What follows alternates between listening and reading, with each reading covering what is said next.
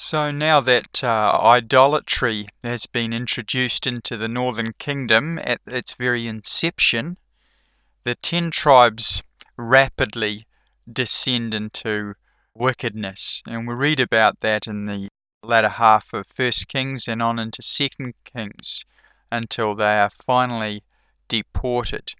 And some very amazing things happen when Elijah is sent to oppose the idolatry that is creeping into the nation. And Jezebel is a daughter of a pagan nation, and she introduces all sorts of wicked things. And Elijah opposes her and opposes the prophets of Baal.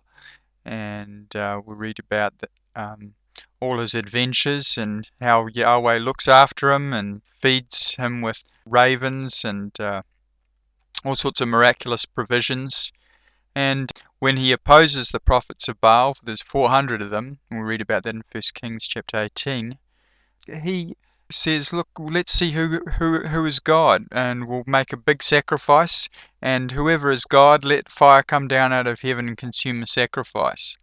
And turns out that fire comes down for Elijah's sacrifice, the God of Israel, but not for the prophets of Baal. So Elijah has the people destroy the prophets of Baal, and that's a great event. But it still doesn't stop the decline of the northern tribes. And eventually Elijah is taken in a fiery chariot into heaven, and we read about that in 2 Kings chapter 2. And Elisha takes the mantle and continues on with Elijah's work.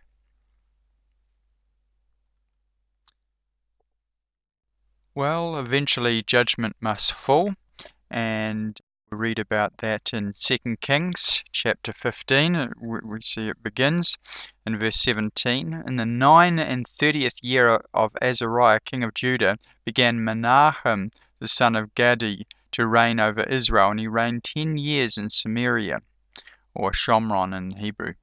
And he did that which was evil in the sight of the Lord, Yahweh. He departed not all his days from the sins of Jeroboam the son of Nebat, who made Israel to sin.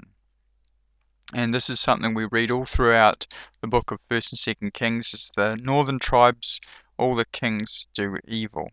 They all fail. And we read on, verse 19, and Paul the king of Assyria came against the land, and Menahem gave Paul 1,000 talents of silver, that his hand might be with him to confirm the kingdom in his hands.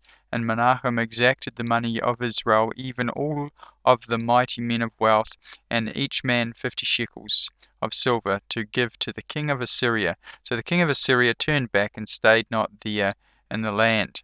So he basically bribed the king of Assyria and says, don't invade me, here's some money, leave me alone.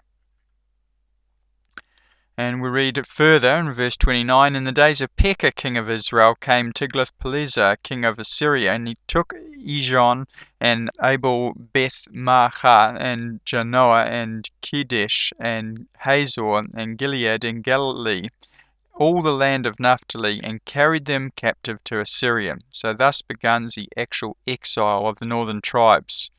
It doesn't start with Ephraim, it starts with Naphtali. And we read a little bit later in 2 Kings 17, verses 1 and 2.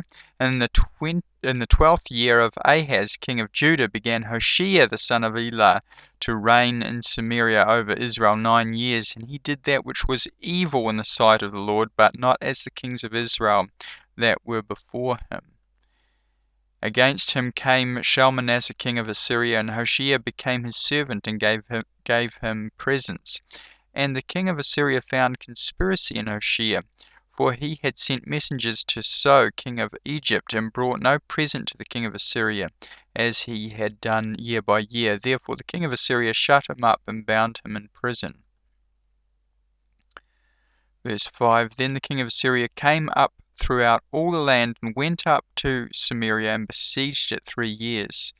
In the 9th year of Hoshea, the king of Assyria took Samaria, and carried Israel away into Assyria, and placed them in Halah, and in Habor by the rivers of Gozan, and in the cities of the Medes. For so it was that the children of Israel had sinned against the Lord their God, which had brought them up out of the land of Egypt, from under the hand of Pharaoh king of Egypt, and had feared other gods, and walked in the statutes of the heathen, whom the Lord cast out from before the children of Israel, of the kings of Israel, which they had made. And the children of Israel did secretly those things which were not right against the Lord their God, and they built them high places in all their cities, from the tower of the watchman to the fenced city. And they set up images and groves in every high hill and under every green tree. And there they burnt incense in all the high places, as did the heathen whom the Lord carried away before them, and wrought wicked things to provoke the Lord to anger. For they served idols, whereof the Lord had said unto them, Ye shall not do this thing. And by the way, the Western world, and in particular where the lost tribes are scattered amongst America and parts of America anyway, and parts of New Zealand and Australia and England, and perhaps Canada and a few other places, they were doing the same thing. And nations have become heathenistic, and Esau and his New World Order are having dominion over us because of our own wickedness. And so the very things that they're doing there, we're doing now. We've got a Buddha on every corner these days. Verse 13, Yet the Lord testified against Israel and against Judah by all the prophets and by all the seers, saying, Turn ye from your evil ways, and keep my commandments and my statutes, according to all the law which I commanded your fathers, and which I sent to you by my servants the prophets. Notwithstanding, they would not hear, but hardened their necks like to the neck of their fathers, that did not believe in the Lord their God. And they rejected his statutes and his covenants that he made with their fathers, and his testimonies which he testified against them. And they followed vanity, and became vain, and went after the heathen that were round about them, concerning whom the Lord had charged them that they should not do like them. And they left all the commandments of the Lord their God, and made them molten images, even 2 calves, and made a grove, and worshipped all the host of heaven, and served Baal. Just like today. And the church in the West is becoming maddened with the wine of Babylon. It's becoming maddened. The Pentecostals used to believe in miracles, but now they're following strange spirits indeed, by and large. And we read on, And they caused their sons and their daughters to pass through the fire, and used divination and enchantments, and sold themselves to do evil in the sight of the Lord, to provoke him to anger. Therefore the Lord was very angry with Israel, and removed them out of his sight. There was none left but the tribe of Judah only. And Judah kept not the commandments of the Lord their God, but walked in the statutes of Israel which they made. And the Lord rejected all the seed of Israel, and afflicted them, and delivered them into the hand of the spoilers, until he had cast them out of his sight. So beware also, America, and all the countries where we have had a great deal of gospel light, and we have turned away from Yahweh's commandments and broken our covenant. The same thing that Yahweh did to the house of Israel back then, he will do now. And he's going to bring terrible judgment. But this time he's going to bring the lost tribes out, the remnant of the lost tribes out of these countries. But still, a great deal of people are going to die in the Western world, in places like America, because of this sort of idolatry and wickedness.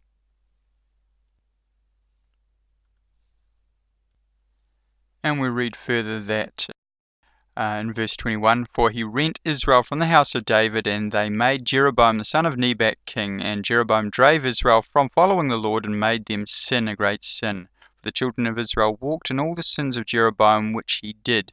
They departed not from them, until the Lord removed Israel out of his sight, as he had said by all his servants the prophets. So was Israel carried away out of their own land to Assyria unto this day. And the king of Assyria brought men from Babylon, and from Cuthah, and from Ava, and from Hamath, and from Sepharvaim, and placed them in the cities of Samaria instead of the children of Israel, and they possessed Samaria and dwelt in the cities thereof. And these guys became the Samaritans. So Yahweh got rid of the lost tribes, or the house of Israel, and they were scattered and later lost their identity, and he brought these other ones in, and they became the Samaritans. So Yahweh brought terrible judgment to the house of Israel because of their idolatry. But Yahweh hasn't finished his work with the northern kingdom, but he's working with them through the gospel these last 2,000 years, along with the Gentiles that are not from the lost tribes. So Yahweh's been building his tabernacle, and nothing stops his program, but the house of Israel has lost its identity, and they don't know who they are necessarily. Yahweh promises to bring a remnant of them back into the land, and this is the time that we will be entering into shortly.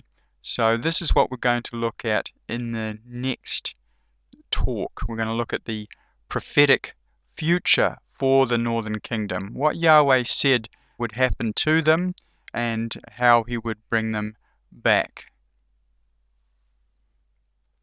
So I hope you've enjoyed that. It's quite a long talk today, and there's a lot of information there, and we've only really just touched on it briefly. So just to recap, we've looked at the fullness of the Gentiles. We've had a look at the nature of Bible prophecy and time. We've had a very brief overview of the book of Genesis and the patriarchs, Abraham, Isaac, and Jacob. We've had a look at Joseph and the prophecies regarding him and his two sons, Ephraim and Manasseh. We've had a look at the division of Israel into two houses, the house of Judah, which became the Jews, and the house of Israel, which became the lost tribes who lost their identity. And we've had a look at the apostasy of the house of Israel, how right from the very beginning of the split between the Judah and the house of Israel, that they went into idolatry. And we've looked at their scattering, and next talk we'll look at the prophesied regathering of the lost tribes and how they relate to us.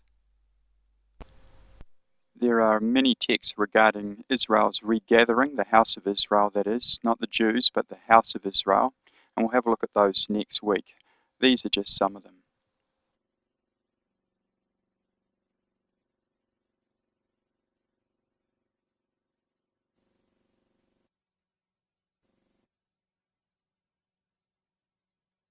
Well, that's all for our history lesson today on Joseph and the lost tribes of the house of Israel. We've seen their beginnings and the promises made to them, and their dispersion from the land due to idolatry and wickedness. And in the next talk, we'll look at their regathering. Well, that's all we have time for today, folks. In the meantime, until next time, may Yahweh bless you and keep you. May he make his face to shine upon you and be gracious to you. May Yahweh lift up his countenance upon you and give you peace. And in Hebrew, V'yevarechecha Yahweh v'yishmerecha, Ya'ir Yahweh p'nayav elecha v'yechanecha, Yisa Yahweh p'nayav elecha v'yasim lecha shalom. And Yahweh's face that shines upon us is Yeshua, the Mashiach. He said, "He who has seen me has seen the Father." So if we're praying for Yahweh to show us his face, we're really praying to meet the Mashiach, Yeshua.